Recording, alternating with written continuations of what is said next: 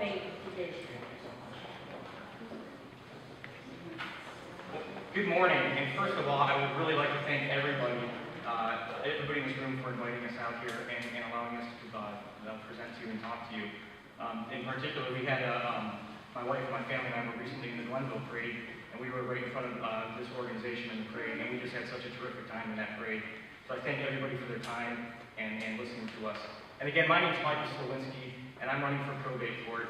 And unlike a lot of the other courts that a lot of the other judges are running for, probate court is a lot different because you're not handling the criminal end of things. Most people think of probate court as estates only, but it does a lot more than that. I would say probate court's one of the can affect you from birth until well after your death. The court, in addition to estates, handles adoptions, guardianships, marriage licenses, name changes, and even eminent domain proceedings. So when the government comes in and widening the road and taking property, those cases are generally handled in probate court. I think it's a very important court and one that we all need to care a great deal about. My experience includes 11 years practicing as a lawyer. I'm a lifelong resident of Cuyahoga County, with the one exception of when I left for 4 years to join the military and serve in the United States Marine Corps. My career is 4 years of private practice, where I handled estates and wills and trusts and criminal defense and some civil litigation. After that, I went to the Ohio Attorney General's office and I practiced civil litigation there for about 7 years.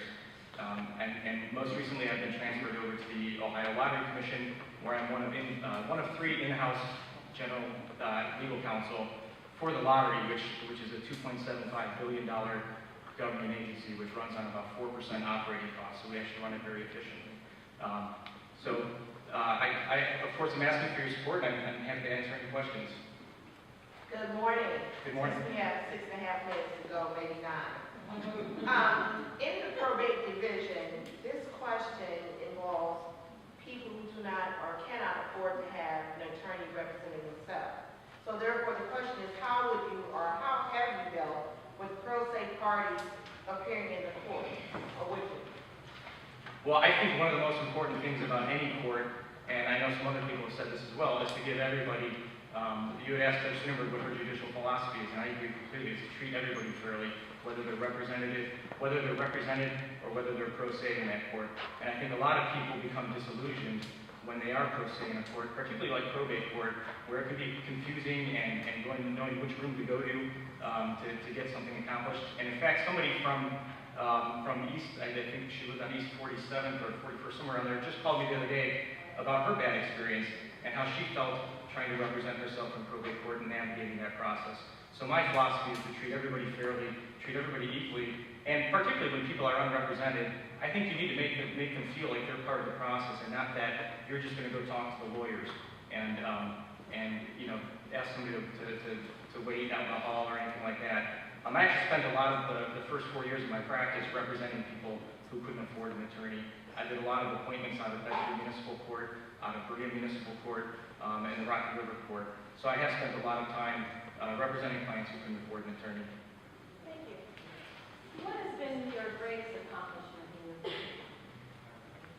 My greatest accomplishment in my career, as I was thinking back on that, I was actually thinking to a case that I had in the Bedford Municipal Court. And it was early on in my career, and I took an appointment of a gentleman who had really come on some hard times. He was a former drug addict, and during that period of his time, he was involved in a hit skip. And he was on, I don't know what he was on at the time, but he was on something, hit a car, and took off. They never caught him. Between the time that happened and the time that he came before the court, he actually found a treatment center and got sober and was able to get off of the drugs. And I got this case when he came to the court because the warrant had finally caught up with him. And so he came to me and said, look, I had these problems. I'm completely sober now. All I want to do is take care of the problems in the past and move on with my life. And I always remember this case because I gave him a lot of tasks that were challenging for him to accomplish. It's kind of one of the ways you can see is somebody really serious about moving on with their life. Go get the police report, go get this, and he kept coming back with everything that I asked him to do. And we really took our time to handle that case and make sure that in the end, and one of the most difficult things about that case was the car that was hit was owned by a small corporation. And we kept reaching out to their legal counsel saying, tell us what the damage is. And they kept hesitating, saying, well, we don't want to commit to anything because we don't want to give up any of our rights. And I kept saying, look, this guy is trying to move on with his life, and this is what we need in order to get the restitution done. So in all the cases that I've handled, that one always sticks in my head as one of my most significant accomplishments, because I was able to work with somebody who was not unable to afford an attorney, and who had a lot of things, just had a lot of desire to keep his life going back on the right track. Thank you.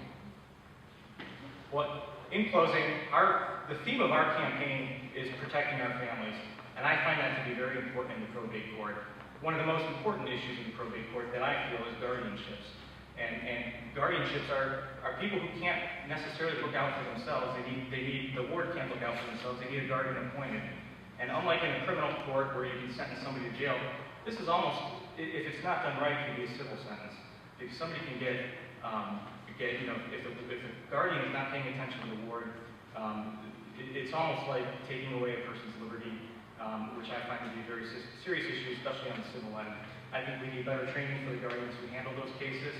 I've dedicated my career to protecting people, protecting families, and looking out for people who don't necessarily have the means to look out for themselves.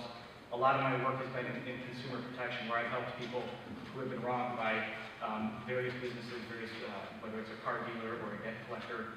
And I've always tried to, that's been one of the philosophies in my life, and I've always tried to remember that as I go through my legal career. It's unfortunately, probably much to my wife's dismay, it's never really been a focus of making money. It's usually been about helping people. And that's what I really look to do as a judge, and what I look to do for the court. So thank you very much.